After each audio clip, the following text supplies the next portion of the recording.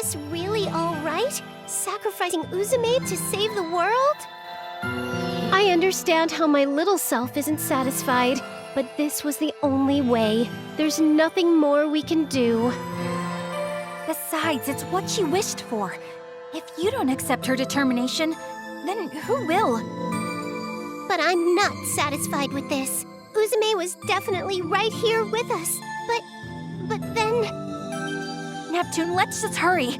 You don't know when this dimension is going to collapse. No, this isn't right at all. If we're gonna get the happy ending, it's gotta be with everyone. Hey, Nep, wait a second. She's right. I can't leave Uzume back there either. Gigi, you too? Then let's go together, Nepgear. Little me isn't the only one who can't accept this kind of conclusion. Since Uzume didn't completely disappear after the giant share crystal was destroyed, the end is probably when her own shares are gone. I think Uzume stayed behind because she knew that. Otherwise, if we got attacked by that monster horde, we'd be done for. But are you fine with this? By letting her survive, it means the horde of monsters will draw nearer to hyperdimension. Even then, I want to save Uzume! Hey, wait! Wait a second, Nepgear! Jeez, why are those sisters always like this? Making illogical decisions based on emotion when the world is in clear danger, frankly, is a failure as a CPU. But I don't dislike them for acting that way, really. I agree. However, I do wish they'd consider us in our troubles when we have to follow them. What are we gonna do? If we're going after Nep, we have to hurry! Let us leave Uzume to Neptune and the others. We should do what only we are capable of accomplishing. But it's just the three of them. Even if you add Uzume in there, they can't take on that many monsters. I'm going to go after Nepgear. I want to give her strength. You can't, Rom! Even if it's for Nepgear's sake, it's just too dangerous. But... Then why don't you leave that role to me?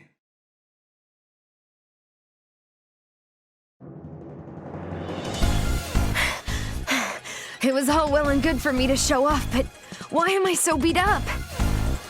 No matter how much I fight, I can't see the end. Wherever I run, there are monsters everywhere. But I'm not gonna die yet. Until Nepsi and the others get home safely, I'm gonna be here. I need to be here.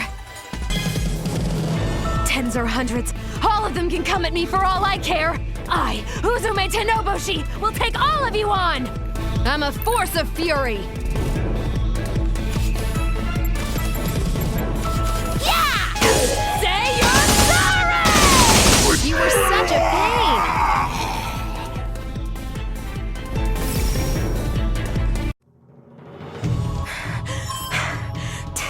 Damn it, my legs, they're giving out. But I still gotta fight. I fought all alone before. Even alone now, I'm gonna fight. Is it all over because I got no more strength? No, I can still fight. Even if my flesh strips from my bones, I'll fight! Hey, didn't we have this talk already? You know, the one about not raising such conspicuous death flags like that? Huh? We came back! Neptune and I will fend them off! Big Neptune, please take care of Uzume! Roger that. Here, Uzume, lean on my back. Everything's fine now that we're here. Why? Why are you guys here? We have to greet the happy ending together. If there's even the slightest possibility it'll happen, I'll raise all the flags. You're an idiot, Nepsi. All right, then let's go.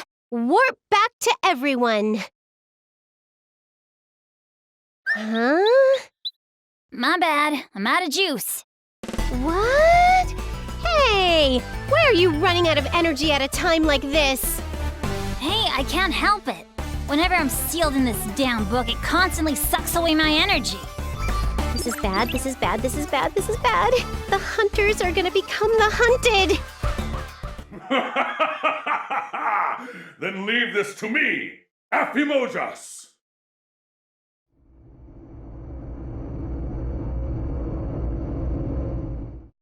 Aphimojas? And Steamax too? Why are you here? We simply had a bad premonition. We decided to check on you while we test ran our battleship number 2. Battleship number 2? You have a second ship? They were having a special sale. Buy one ship, get the other half off. Oh, yeah. This ninja over here is so shy around girls, he can't even speak properly around them. What a moody little dude. The others are on standby in the battleship stationed at 0 Dimension. Let us hurry. And welcome back to part 48 of Neptunia VIIR, as we are now on the path towards the true ending. We need to get out of here before the entire dimension collapses upon itself now the share crystal and the heart of Uzume has been destroyed. But by some determination to find another way, we've gone back to save Uzume in the hopes that we can find some way, any way of keeping her alive, despite, you know, literally her heart being destroyed. This is also the part where it gives you the ability to invest in Heart Dimension.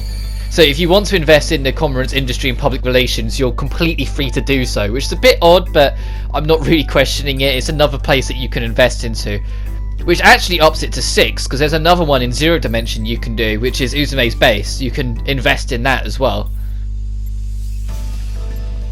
And you can also open the path to the Senmeo Labyrinth and EX Planetune if you want to. 2 optional dungeons I'll be covering in the post-game, especially the Senmeo Labyrinth. The Senmeo Labyrinth will probably be one of the last things I cover, because similar to another dungeon I've covered in a previous Let's Play, it's insanely long and is mostly puzzle and maze-like. And so I'd rather just make that its own dedicated video at a later point. Also, your only playable characters for this section are everyone with the name Nep. You've got Neptune, Nepgear and Big Nep, and that's your only party for this section of the game. And so when you're ready, proceed into the stealth arc, the backup ship that Aphimojas and C-Max had. We're home! For now it looks like we've broken at least one death flag. Uzume. It's just kind of embarrassing after showing off like that. There's no need to worry about appearing cool. It's enough that you're safe and sound, Uzume. What about our monster friends? Everyone's okay, right? Yes, for some mysterious reason, everyone said that they heard your voice in their minds. Your immense popularity gathered everyone. Knock that off, you're embarrassing me. But where are they? It took some time to get them all through the gate. I was just thinking of broadening them on this battleship to leave all at once. I see, that's good, that everyone's safe. Uzume. She'll be fine. She's merely passed out from exhaustion. I can't remember the voice I did for Steamax. Steamax, when did you get back? And now, in fact, by waiting for the right timing and hiding Steamax's shadow while escaping, no monster would catch on. His ability to not stand out is greatly handy. Thanks to it, we have plenty of materials to sell. There's no time to celebrate, General. The monster horde is already advancing. Then take the helm, Steamax. Take off swiftly. Our destination is a dimensional hole. Yes, sir. Now then, our remaining problems are the monster horde and the dimensional fusion.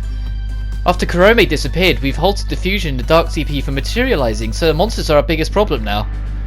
I have already prepared countermeasures. Histoire!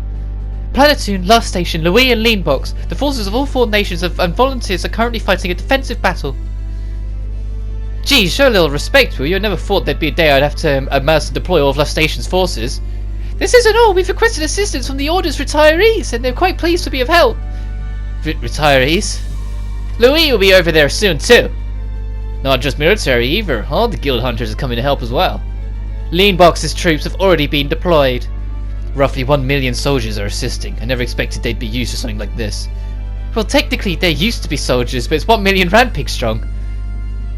Well, of course, our clan is already gathered too. I'll make use of this body I've rigorously trained since birth for the sake of this world. Clan? Oh, so there's more of you.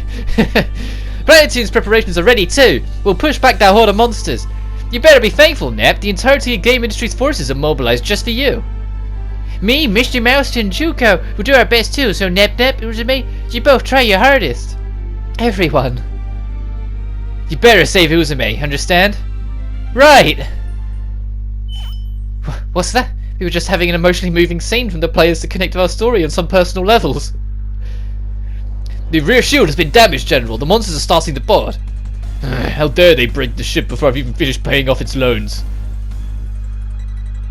Leave them to us. We don't want to just bum a free ride on the ship after all. We'll pull our weight around here. Yes, that's the spirit. Please take care of things, Neptune. And after that touching scene, we now have to go through essentially Aphimojus' base backwards. That's this dungeon. It's got a reskin, but we start at the bridge and have to go all the way to the back instead of starting at the back and you have to work all the way to the bridge.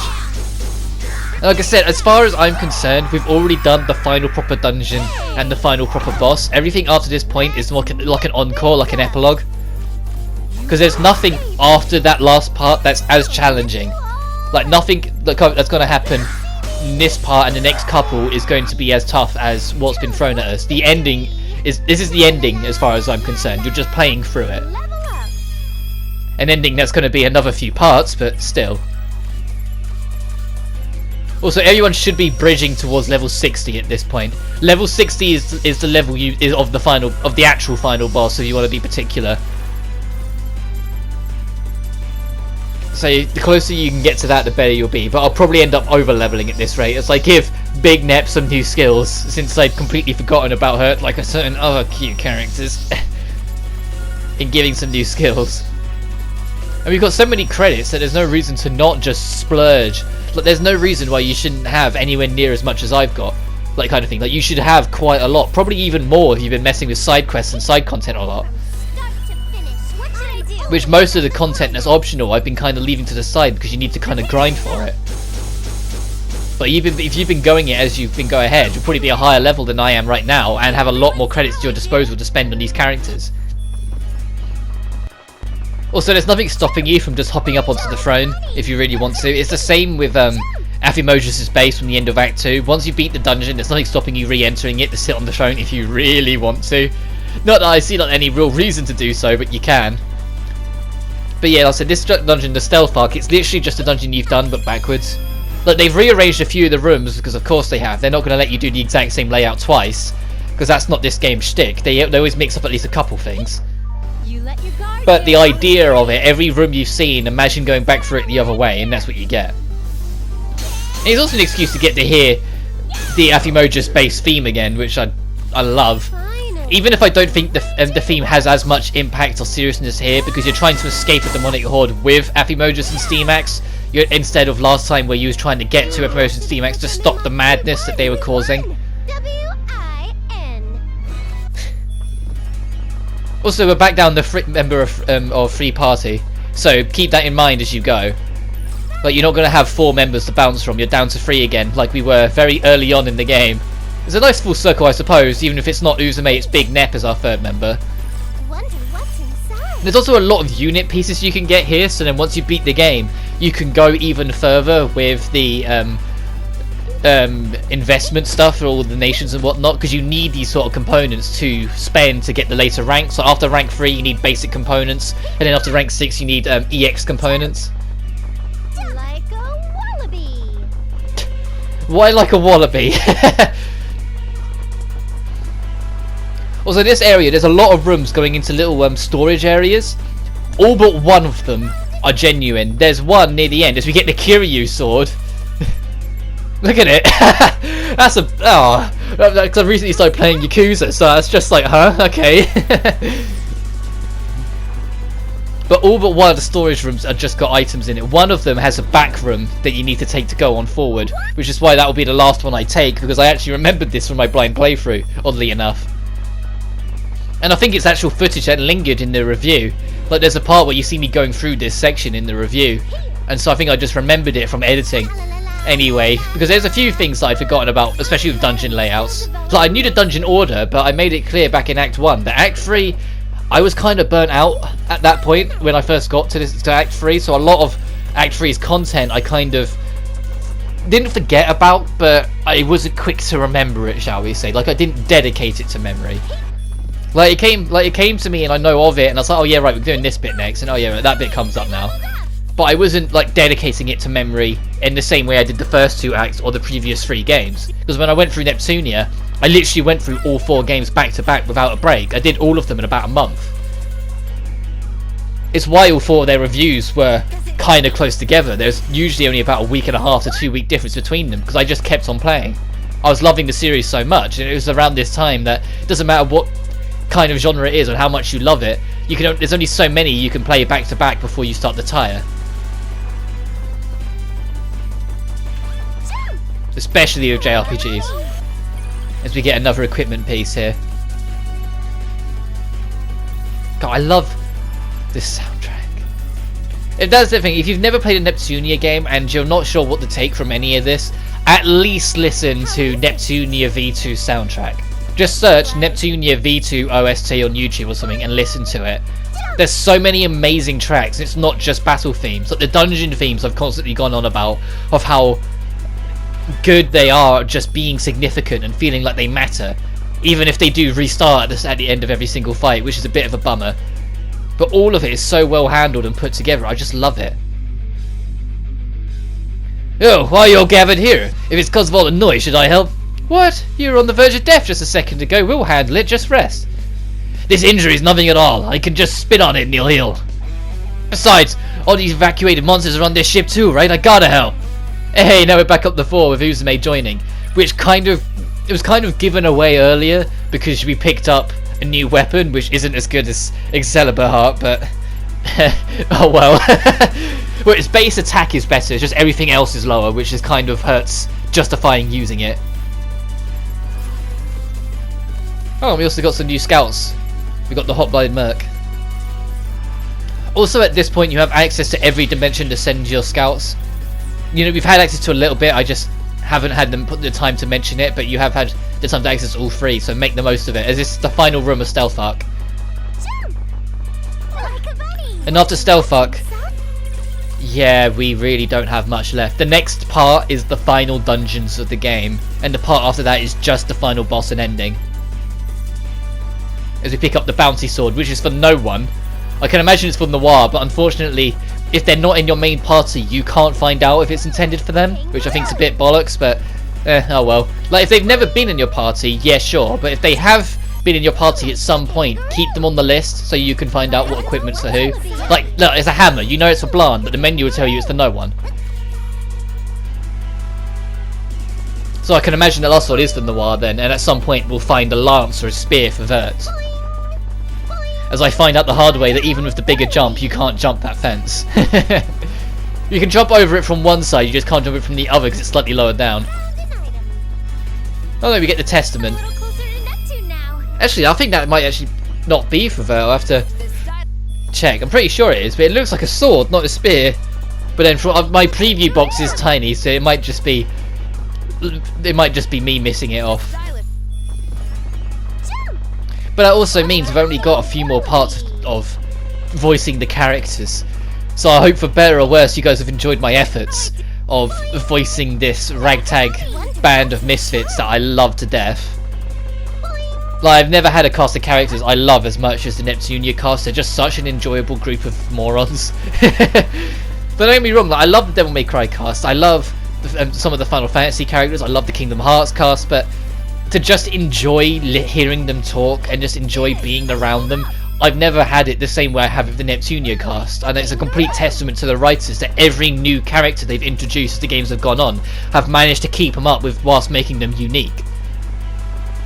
Like Plutia, like Uzume, or hell, even like when in the second game when it first introduced the CPU candidates of Netgear, Uni, ROM and RAM, almost as soon as they were introduced it felt like they'd always been there. They were so well written and so well integrated into the story, it was like they always existed, like they never wasn't there in the first game. And I know a lot of that was down to the fact that it was a universal reset, so they could make it so yeah, the CPU candidates were absolutely there from the start. But the fact that it was the first time that the gamers or the audience had experienced them, and they managed to make them feel like they were always a part of it. Like, I can't imagine not having the CPU candidates in it anymore, because they're so part of the story. Like I said, I mentioned it before, I adore Netgear and Uni. Yeah, ROM and RAM are adorable, but I've never thought too much of them. But Uni and Netgear, especially in the second game, were so well developed and so well written that it's just I can't imagine not having them. Like if they ever do put Rebirth 1 in the West on PS4 instead of just Japan on PS4, I'll definitely cover it. But it'll almost be like an awkward bit they're covering. Like I'll have to be like, yeah, this is what the first game was like, based in Super Dimension, and I'll probably do a part 0 for it as well, like explaining what needs to be known, because I'll mention how it's once again that it's not in the same dimension as every other game, and so there's a lot of plot threads that this game will mention that contradict some of the stuff of other games and also isn't mentioned in other games, like Celestia, like the fact that game industry is floating islands instead of a planet. Things like that, stuff that they just was different in Super Dimension that they changed when going into Hyper Dimension and they reset for the second game onwards. But I think it'd still be interesting because of how different the first game is. Well, the first two are very different from everything after, but either way... Oh no, this isn't a voice cutscene, I thought it was. No, we still got the best one in reserve. Grrr. Even a monster like that's got on board. Yeah, it's the perfect warm-up for shaking off all the bad vibes and getting back on my feet. And now the Arcwime, although it has a lot of health and you'll look at it and go, oh god, you have dealt with far worse. Like I said, the boss we fought last part is pretty much the actual final boss, because this thing has a much lower health and defense in terms of like how much it's going to drop when we hit it in compared to that. Look how much one hit did. 1 health bar per basic attack. It was even an EXE. Imagine if we whipped out Dimensional Slice, like we got Neptune in our next form, and used that. That would probably kill it. In fact, I think I end up using Neptune Break. You know, that thing from Act 2 that I ripped the game in half for a while. I think I end up using that at some point, and it just does most of the work for me.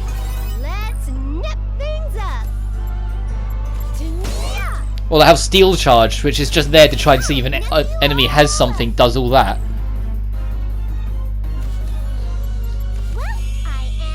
Oh yeah, I think this is me realising that actually if I did Dimensional Slice it would kill it. So I'm trying to think of more out there strategies because I don't want to kill it immediately. I mean, look how much damage! Oh, by the way, I love this attack animation, the net combination between these two. I love the choreography between those two, shooting and then bouncing the swords. But look how much damage that did! And we still have enough room to go HDD. As it uses essentially Discharge and Tail Slap. But I don't really need to give you a strategy for this boss because it'll be dead before you know it, kind of thing. Especially because it counts as a boss enemy, so all of your EXEs are going to do extra damage and have the extra slice. I was waiting for this moment. Right, now let's see how much that final hit does. 2 whole health bars. See what I mean? This thing's defense is pathetic. Like, they don't throw anything as challenging as the boss of last part at you afterwards, because they know that this is the epilogue. This is just slowly putting the ending into peace. This is the equivalent of the final week of Persona 3. Like, the final boss has already been won. This is just stretching out the epilogue to slowly but surely give the clarity of everything that's happening and let you realise what's actually going on, which I'm not going to spoil if you don't manage to clock on before the game straight up tells us later on, because there is something happening that is going on with everything that's happened since the moment we started this part, and you might have noticed it.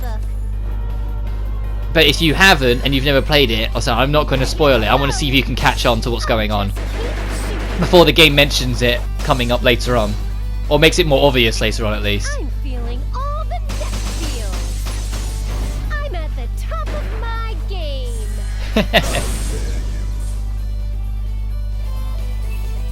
I love Big Nep. Big Nep's such a fun character in this game. To just see what Neptune would be like, because like Big Nep is almost the middle ground between normal Neptune and Purple Heart. Because I said all the CPU forms, basically or like the HDD forms, basically the CPUs, but like a decade or so older. You don't give up, do you? So there's a lot more maturity with Purple Heart, whilst only goofing off occasionally because it's in her personality, in her persona almost. So Big Nep being, I'd want to say like 21, 22, she's almost the middle ground between the two. So she's got some of the immaturity of young Nep, but some of the maturity of Purple Heart in there. Ooh, I've gotten stronger. Also, I think I can imagine it feels a bit unfair to the other CPUs, knowing that flat-chested Neptune grows up to have boobs as big as Big Nep. That should be all of them. We just have to evade our pursuers and get over the hyperdimension. And that's all of them, huh? Right, just when we gotta take them too.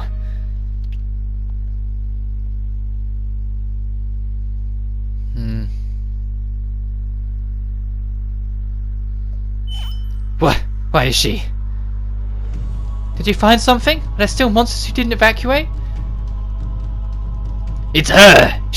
I'm right there!